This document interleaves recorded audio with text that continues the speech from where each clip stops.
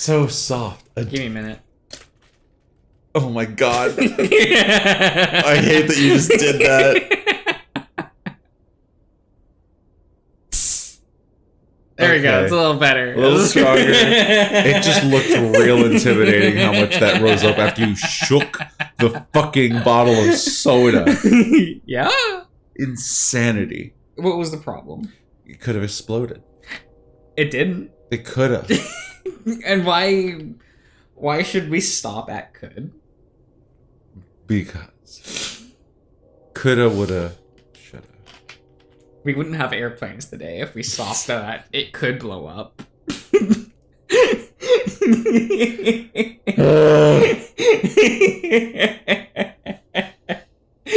I guess coulda is how you don't have experiences. A little guy on the ceiling? There's a stink bug on the ceiling. Little guy. He was over there earlier. What? He be moving. This guy's on a journey. He's trying real hard not to fall off. And get sliced by the ceiling fan.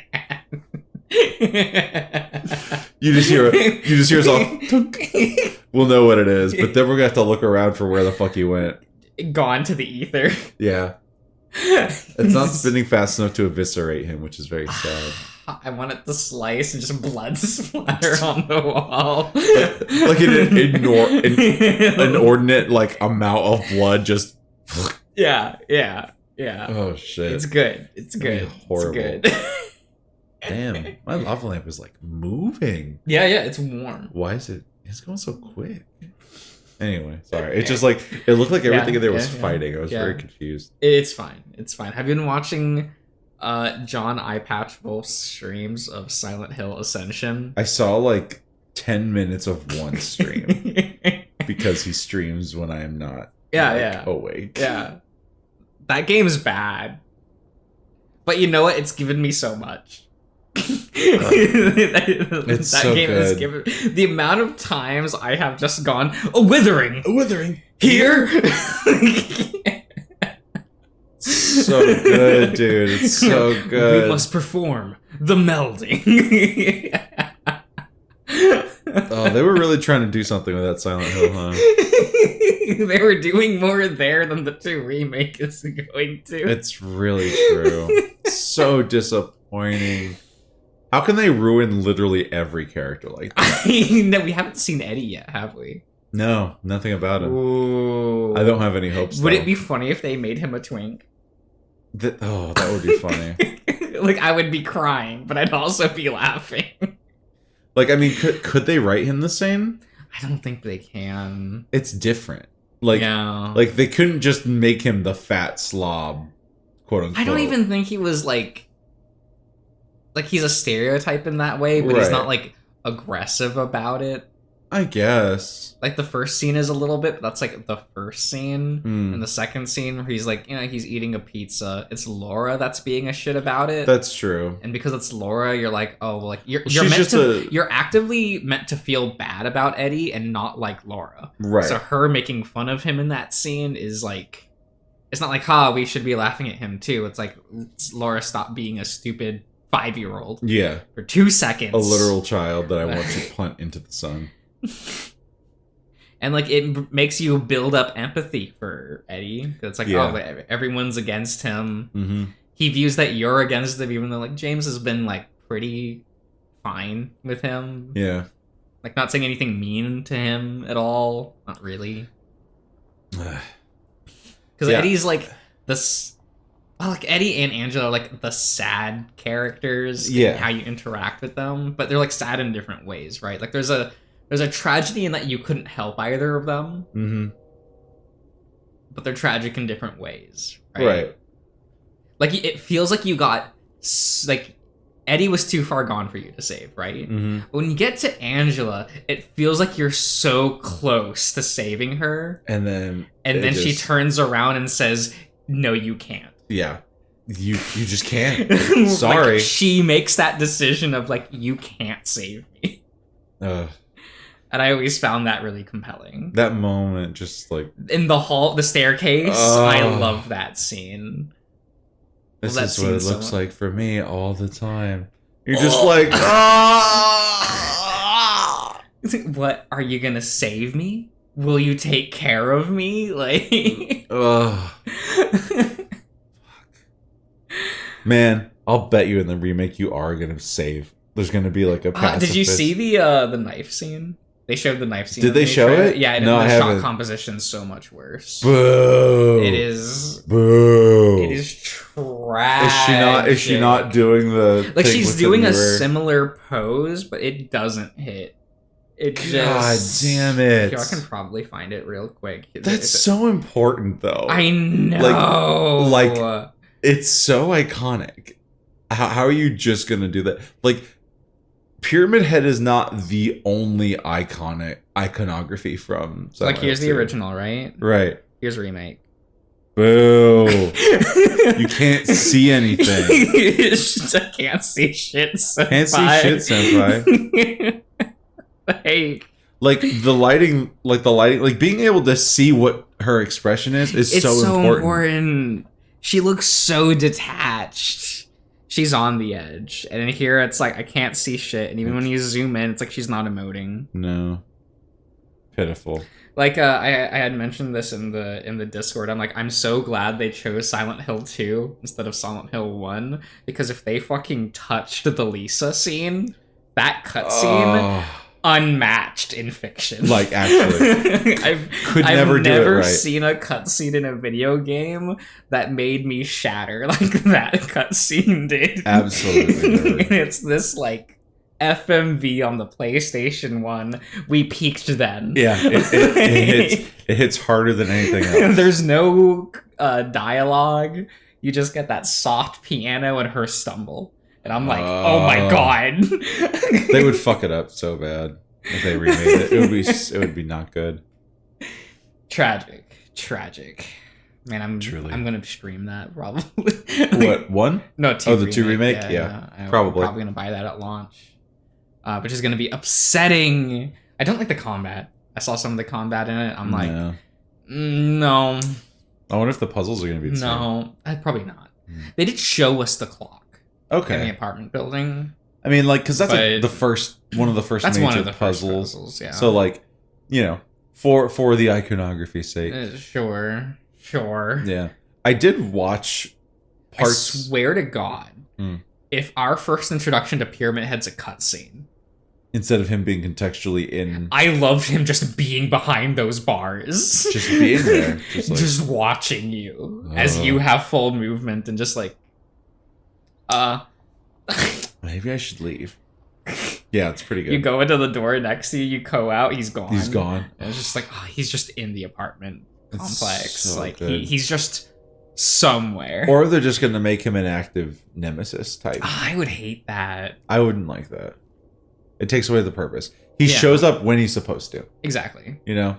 He shows up like what, 4 or 5 times in the entire game? And it's like it's unironically genuinely hard to be killed by him in the game. Yeah. But you're supposed to feel like that he could at any moment. He's invincible and that he is, you know, a terrifying do you remember the hospital hallway? The impossibly long stretch of hallway to get to the elevator? Yeah. It is so hard to die in that sequence, but you just see him on the other side of that window, and you're now hitting the run button. I've seen weird moments where people die, but James doesn't get killed. It's Maria. Maria gets killed. Yeah, she's behind you. Right, but the fact that she can get killed. Yeah. It's like a game over state. Yeah. So. Right. Because she has to die thematically. Yeah. She has to die thematically instead of just in the game, you know? Mm-hmm. So. It's fine. It's not fine. No. I'm looking forward to watching you play that. Oh my god.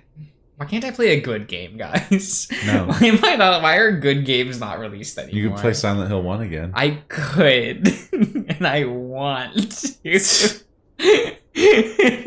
Go for the alien ending. No, that one's actually really annoying to get because you need to have like a clear save and do things. But you have that. And a New Game Plus save starts you partway into the game already. It doesn't start from the very beginning. Okay. So it's like awkward. It's like, oh, well, then we don't get to see the beginning of the game. Like, right. Yeah, you know, it's fine. It's fair. but we spent the night We in the slept Jeep in the Jeep. or in the dirt I would prefer the Jeep, truthfully. after we had sex on the road. Yeah, I'd do that. Yeah. In the middle of the desert, like where Yeah. no one's gonna show up, absolutely. Yeah. With Brian like actually watching and we don't know he's there. Yeah. Makes it Great. better. It's gonna be grand. Cameron sits in the trunk of the Jeep, legs hanging out over the edge, dangling toward the road that's further away than usual due to the tilt. Meanwhile, he fiddles with his old acoustic guitar that had been stashed in the Jeep for at least a year, tuning it slowly. What a terrible way to treat your instrument. That's fine. No, it's not. Just bash it on the road. no. Bury it in sand. Put it in the bathtub with you. What kind of guitar does he have? Does he say? It's an acoustic guitar. I know, but like It's what? it's old acoustic guitar. What other description do you need? I want a brand name. That you can't put that. It's trademarked. Then be clever about it. Call it like a Martine instead of a Martin, or like a Fendar instead of a Fender. Something like that. Can't. He hasn't even remembered it was there until they'd folded down the seat for a place to try and sleep. He'd last played it at Devin's parents' house because they wanted to hear him perform, and he just left it there in the Jeep afterwards. How could you? He hadn't had a reason to play it since. You should just want to play it. This depressed lad? Yes. No. The rest of the night, or early morning really, hadn't been terrible. Dev was easily comfortable, the hard surface not all that different from his side of the mattress, which was rock hard compared to Cameron's much squishier foam. He had tossed and turned until Dev finally pulled him in to lay his head on the bare stomach. The soft, warm surface enough to lull Cameron into a dozing, a state of consciousness while Dev snored loudly. He'd gotten used to the snoring after all these years, and now found it comforting rather than annoying. It was a good night, considering the circumstances. Dev had been unsure about sleeping in the tilted Jeep at all because it gave him a bad feeling.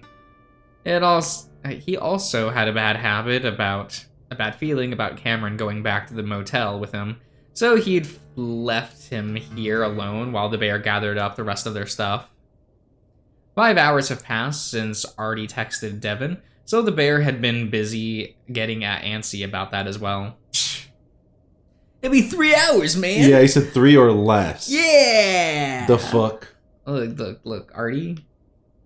Is He'd be that way. Is he tardy Artie? He's tardy Artie. Oh boy. Artie gonna be tardy. They'd had a bit of an argument, and Cameron only agreed to stay behind while Dev promised not to go back to the forest to text Artie again. Now Cameron sits here moping, the feeling of a lopsided relationship returning. I suck at guitar. He mumbles to himself quietly out of habit, knowing people didn't like hearing it since he was good enough, which had been his goal. Reasonable. All of his singing songwriter idols played guitar, and he'd wanted to be just like them. He'd forced himself to learn how to become good enough, with all the awkward fingerings and constant tuning, and the pain of holding down steel strings with his finger pads, even enough to build up calluses. What is that? I'm sorry, I was making fun of him for being a little bitch. You can see Cameron. He is a little bitch.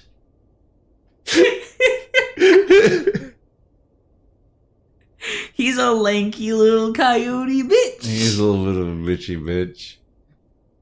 That's how he's described guitar in general. Semicolon. A pain. He preferred piano, and that's what he used to write all of his music. But the devastatingly sad men of the 90s Northwest indie music scene didn't play piano, they played guitar, because they were also rugged and rough, molded by the logging towns they originated from. It turned out that one's image is just as important in indie as it is in pop, despite the former trying to convince itself it isn't. So Cameron had tried to conform to that, and in the end, it hadn't mattered. The hours and hours dedicated to learning the instrument through high school and college now felt wasted. Still, the feeling of the instrument is familiar in his paw, even if his fingers are already getting sore. He tried to think of one of his less embarrassing songs, one of the ones where he wasn't just wearing the influence of cloudy, dreary, northwestern cities on his sleeve, even though that's where he was from. He tried and failed to duplicate their poetic and opaque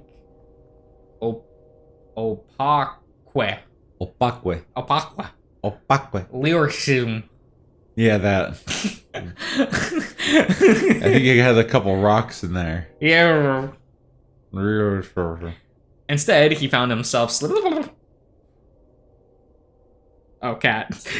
He's back. Why do you keep doing this, little friend? Why do you keep being this way? What if I just grab your whole head? He's making the Do rounds. this. Do you like that? Do you like that, little guy? That's weird. I think he liked that. I think he's just in the mood to like it. Ooh, no, that's a dangerous game. Instead, he found himself slipping back again and again to the style of his own generation, which his idols of the 90s wove. Is that a word? Wove. Like, wove. It's, well... Like basket weaving? Yeah. Like weave wove? You wove a tapestry. Weaved? Woven. Weaved? What's the difference between wove and, like, weaved? I think they're the same thing. I don't know if weaved is correct. You understand my confusion. I do. Let's type in weaved. Weaved or woven. Weaved is used to refer to something moving back and forth in a zigzag pattern, while woven is used to refer to an object formed by intertwining together things. So weaved, like, it's like more of, it's something you've done in action. Weaved, like moving. Yeah, like Ipo. Yeah. Weave like Ipo. But woven is when you've created something as a basket. While weaving is also... Weaving is the same word that has two meanings, as it is the active form of you either moving like Ipo or creating a basket, in a sense. That's the active, right? Yeah. The passive of both of those are different, but the active is the same. Okay. And then to weave is also the same. What about a wove? Wove? Wove. I don't think wove is a word. Wait, wove. Wait, it's right there. Shit. Whoa. What's a wove? I said wove's not a word as I look at the word wove on the fucking screen. I mean, I guess you can just type anything and say it's a word, right? That's true. Past tense of weave is wove. So, but weave.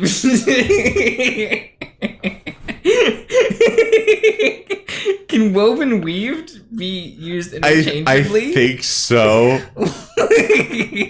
This is the use of the word wove here. Yes. Is referring to the creation of.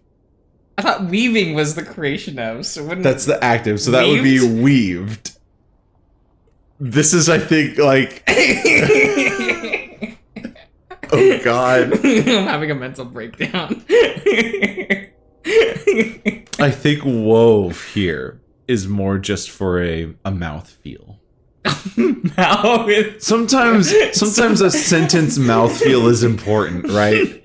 And it may not really, be really need to massage your jaw. Gotta get that feel correct. It feels good, like on the back of the tongue, on the palate. Like the '90s woven lyrics. The '90s wove lyrics. Like they created lyrics. They wove. 90s woven lyrics. Saying wove is more of an artistic description of what they've done. Fine. Fine. Lyrics that force the listener to delve into something complex, to find meaning in the metaphors and symbolism. Singers, songwriters born in the 90s, like himself, presented their lyrics in a more literal, honest way that often describes specific situations that seemingly hidden, nothing hidden. To Cameron, it's two sides of the same coin. Instead of discovering the meaning in complexity, it's about discovering complexity in simplicity. He sighs, deciding it's tuned well enough. It looks like he's playing guitar, but the TV's turned down really low. Yeah, he's kind of... It's fine. It's fine. It's fine. He glances up, making sure Devin isn't heading back before playing. He's badly out of practice, but he starts to slowly warm up. Cameron sings quietly under his breath. The particular song got the attention of an independent label on the West Coast after one of their scouts heard it on the college radio station. They'd signed him in his junior year of college. Looking back, it was the high point of his life. Dev had celebrated in earnest, happily telling him that he'd make more money than himself even ever would. But what Cameron didn't realize was that even after being signed, he could still be dropped without releasing any of his music, and after what was probably the lowest point of his life, they did just that. Dropped over text message with his agent saying the demos he'd made in studio weren't up to their quality standard. That hurt a lot, because he knew it was true. He'd been nervous the entire time, and his output wasn't even close to what he was capable of. Though he tried to comfort himself with the idea that most musicians got it alone these days. Go it alone. Go it alone. There you go. Yeah. Go in alone? Go it alone. Go it alone? Yeah. You never heard that phrase before? Go it alone? No. I've heard do it alone. No. Go it alone is an actual phrase. Yes. Okay. Yeah, that's a correct phrase. Okay. That's wrong. I don't like it. Oh my god. These days, his own post... What do you want, cat? Yeah, that's right. Leave, bitch. He's just looking around. His own posting on the internet barely got more than a few dozen listens. And then he finally realizes that he was in it for the wrong reason. His peers just like playing music, throwing stuff out into the ether, whether anyone heard it or not. Mm-hmm. Cameron needed an audience to stay motivated, to be famous, so in a way, I fucking deserved it. At least Devin never brought it up. Cameron stopped playing, having seen a brownish fur out of the corner of his eye. He thinks it's Dev and immediately feels his face flush, freezing and just sitting there. This is why he didn't play or sing in a serious way these days. Now it just feels like showing off a skill that was never really skilled at in the first place. But after a while, he doesn't hear anything. No voice, no footsteps, and biting through his embarrassment, Cam looked up the road where he'd been certain that his boyfriend had been watching him.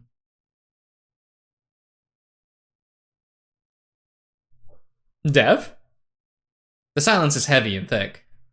A weird feeling and everything went real quiet. Cameron stares up the empty road, the feeling of unease growing until he finally shoves his guitar to the side and pulls out his phone, tapping on a mindless game app to distract himself. Your battery life!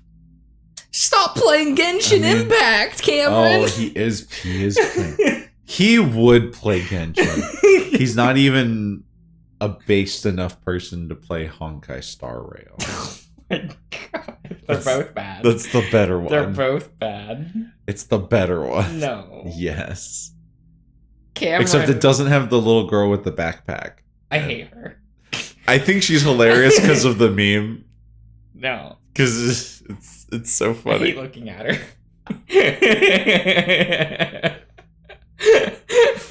But someone did like the fucking photo. No. It's no, so good. No. Nope. I'm not doing this again. Not right now. And even though the road remains empty, and even though the sun shines brightly above, illuminating everything around him, the feeling of what is to becoming a very familiar dread continues to grow.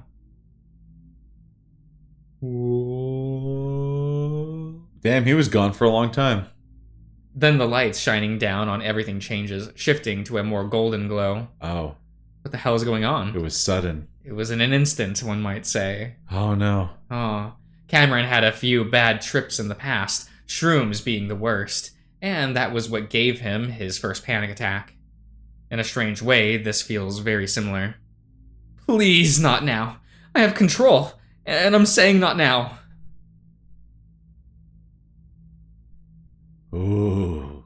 Okay, can I even read this? I know it says no control, but I'm like, no control. No, God, no control. No control. People like Control, that video game. Yeah, people do. Is that a thing? Mhm. Okay. I remember looking at that and just going, this is a terrible title for a video game. Control. My marketing brain turned on for a second. And you were like, wow, this I'm is like, shit. what happened? This is garbage. It's like, no, we don't want one-word titles. Not like this. Not like like this. this. Like Echo, Arches, good. Control, no. not That quite doesn't there. tell me anything. No. That tells me less than nothing. Like, it's just not. I would It's agree. not there. Shit. That voice, well, that feeling, it instantly made all the fur on the back of my neck stand up. Cameron starts walking up the road toward Echo just under a mile away. Dev, come back now, please. The panic creeps. For a second, I'm like, that's a picnic, and I said panic. The picnic. The creeps picnic. up.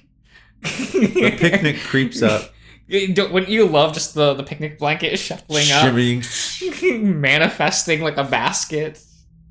Oh, it just snuck up on me. Oh, dang. I guess I gotta have a picnic Gotta now. have this picnic. Damn. I gotta have this picnic now. Yeah, the panic Shit. creeps up his neck like he's drowning.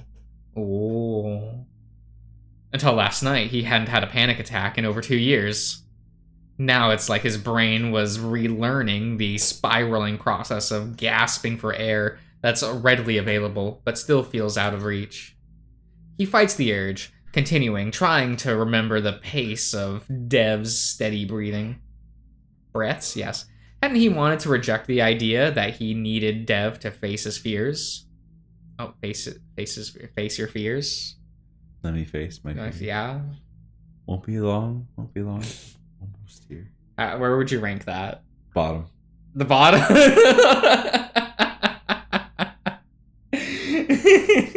What was the ending theme? Don't think twice? Yeah. Or Jikai, if you prefer. Yeah. Yeah, I would rate that above Face My Fear. Yeah. It's just a better song. I understand. Like, sure, I can get hyped to Face My Fear, but like it just does not have the.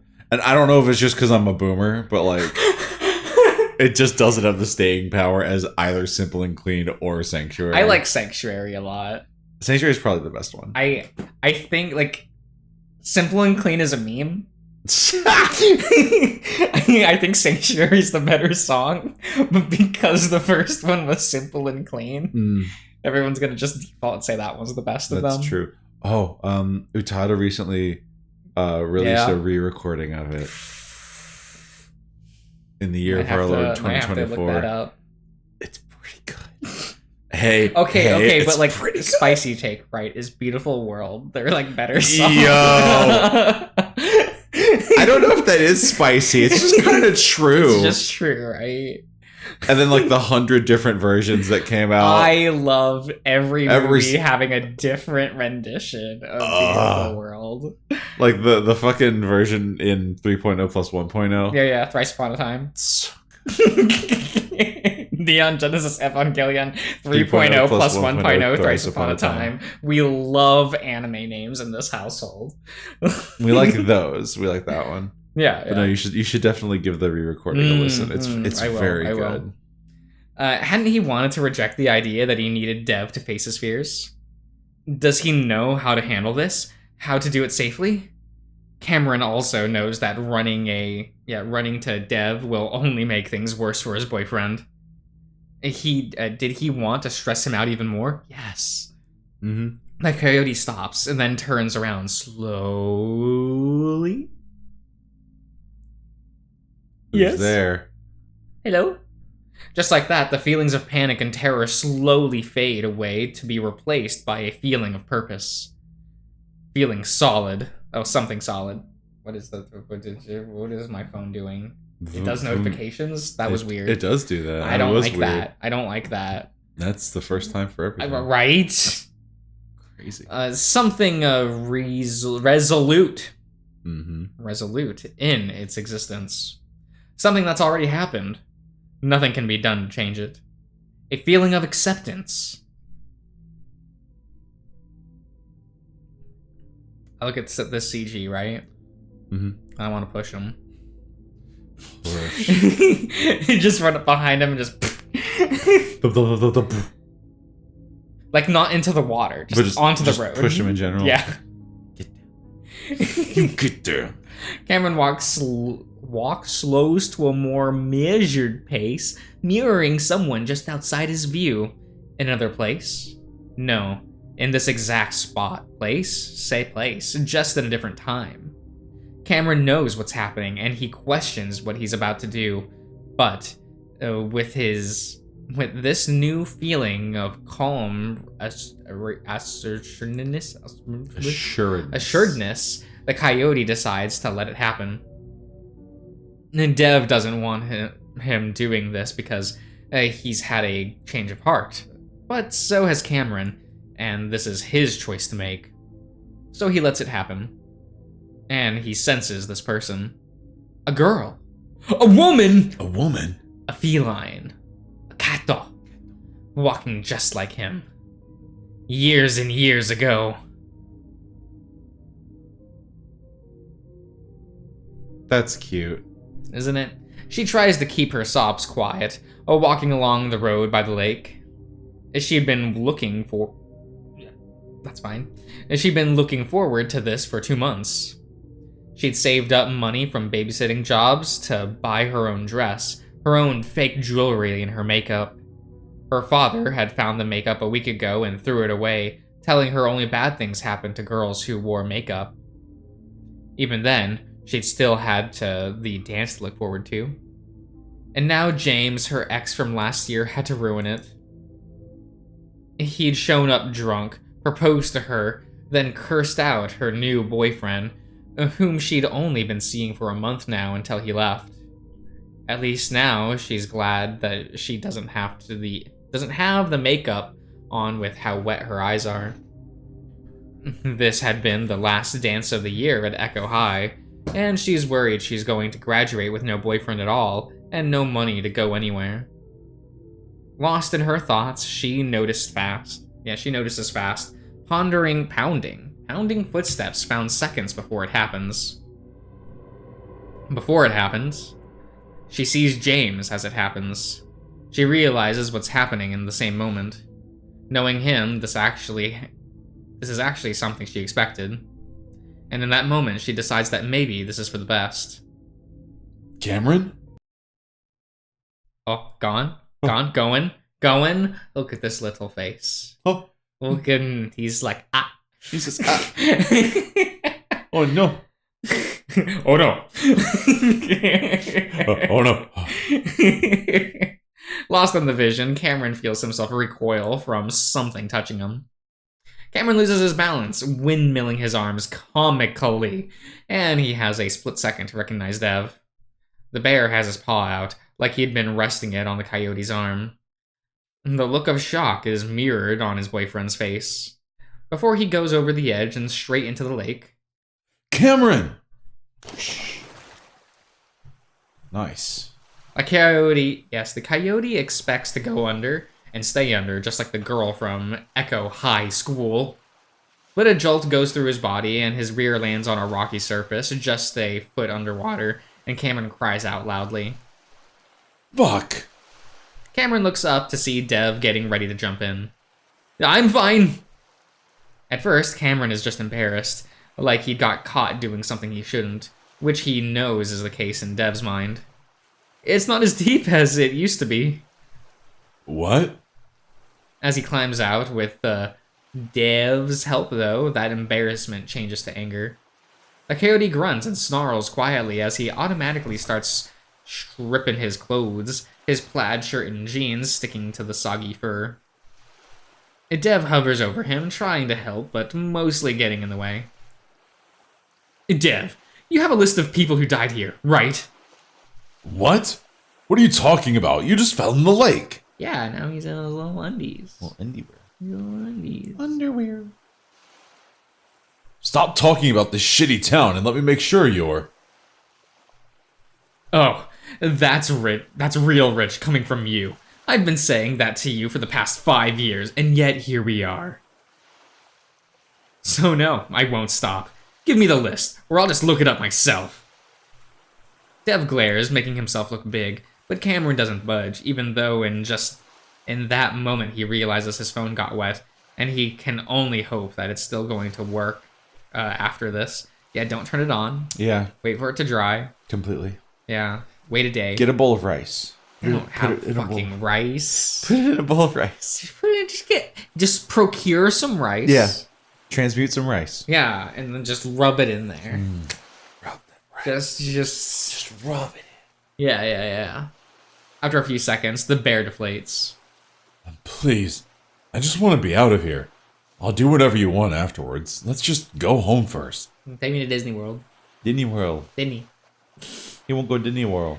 That cools Cameron's outrage for the time being. And never have seen Dev look so dick flattened.